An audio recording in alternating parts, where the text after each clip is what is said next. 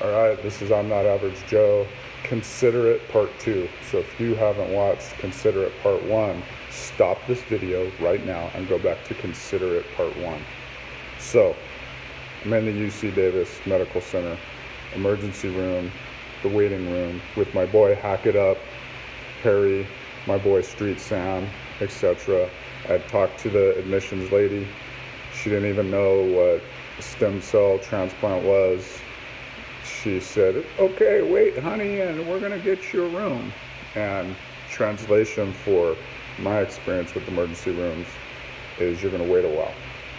Now, I don't know. I was thinking maybe if I said, "Okay, I have explosive diarrhea, and matter of fact, you better back up because it might get on you right now. I don't know when it's going to come out. I have no control over this, and I have cancer, and et cetera, et cetera." Like, I don't know. Maybe it would have sped up the process with more drama. Maybe I should have considered that, but I don't know. I didn't in the moment.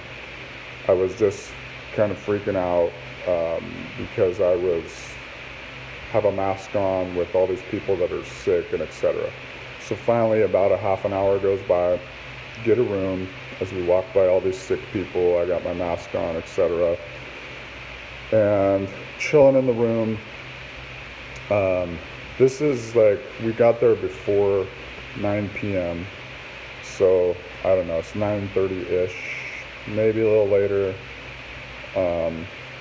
And get the room. It's like my own room in the whole emergency room, private, so separated, so appreciated that. The nurses question you again about what's going on. Eventually, I don't know, another 30, 45 minutes, the doctor comes in. Now this guy is his own character. God bless him.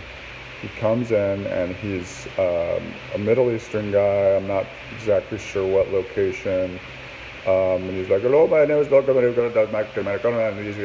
and like literally, well, that's bad because I was more Indian than Middle Eastern.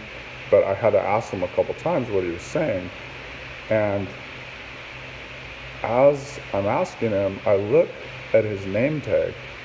And I'm like, there is no way that is his name. And I'm thinking, like, part of maybe why I couldn't understand him is because I was so distracted by his name. And it was Dr.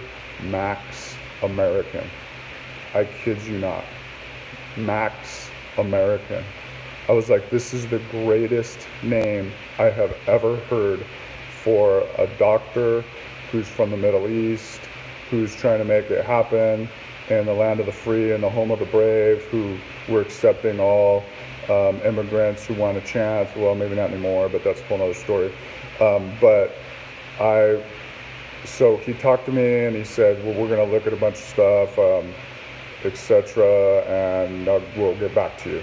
And he walked out, and I turned to Melissa and I said, "Please tell me that was his name." And we just started laughing. Dr. Max American. So Dr. Max American, another character in the story, is involved, and it's just taking a long time.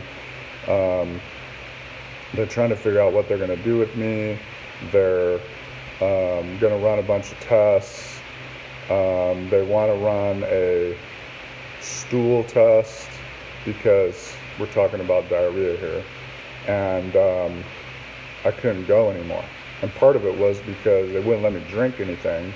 And so I'm getting more and more dehydrated. And remember, what we're talking about here is consider it.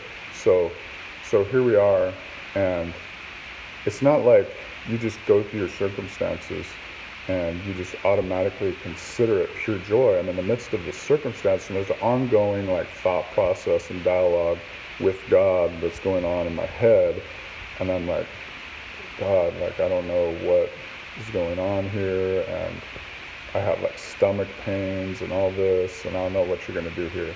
And so this goes on, like they run various blood tests. They want me to do this stool test that I can never do. You have a conversation with the doctor or the nurse, and they say they're going to do something, and they come back 30, 40 minutes later. This goes on. It gets to about I don't know, 2 a.m., maybe somewhere around there. And Melissa's like, I don't know if I can do this because, we have everybody, this is Saturday night, and we have everybody coming over, like all the moms, my mom, my stepmom, my mother-in-law's there already, etc. All the moms, my sister is there, one of my aunts is there, gonna be there, and so, there's still things that I've got to do, and I'm like, Melissa, just go home, and I'll either call you or I'll Uber home or something. So she leaves, I'm there by myself. It gets to around 5 a.m. and I'm halfway, falling asleep on this gurney that I don't even fit on, trying to consider it pure joy, and my feet nor my head fits on this gurney. And the doctor comes in and he says, I talked to UCSF, and it looks like we're going to send you to UCSF. And here's where the story got interesting, because I have this great desire, like the whole reason we came home was to be with all the moms and the rest of the family, etc. And he's like, I'm going to send you to UCSF. It looks like that's the best thing we can do. They have some tests that they want to run that we can't run. And so we're just waiting to process everything. By the way, my phone doesn't work just because you're in the hospital and there's no service. So I'm like, I don't know how I'm going to tell Melissa. I guess they're going to have to call her. So doctor leaves, and of course, literally another hour goes by, and I'm just working through it. I'm considering it pure joy. Now I'm not sitting there and going, this is so joyful, God. This circumstance is the best. I feel so joyous. I don't even know if those consider it pure joy per se was on my mind, but I had to come to the point that I had to lay it all down and say, okay, God, like if this is the way it's going to go, then this is the way it's going to go. I'm just going to trust you. I've talked about this before in an early post that's something we always prayed with the kids early on was, all right, God, whatever happens, we're just going to trust you. We'll trust you no matter what. Maybe that'll be the title of the book I write, Trust You No Matter What, or I'm Not Average Joe, or both, I don't know. But I got to that point where, okay, God, I'm just going to trust you no matter what. This is not the way I wanted it to go. But in essence, what I was doing is I was considering it pure joy. I was considering it that there was something greater than me that was being built into me. So 6 o'clock, or right before 6 rolls around, Dr. Max American comes back in and he says, all right, I talked to the doctors at UCSF again, and this is what they said. They said, you know what, it's really up to Mr. Bowers.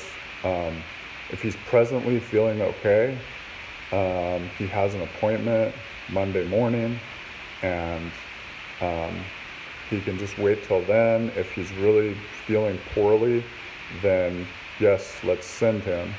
But if he thinks he's okay, then you can let him go.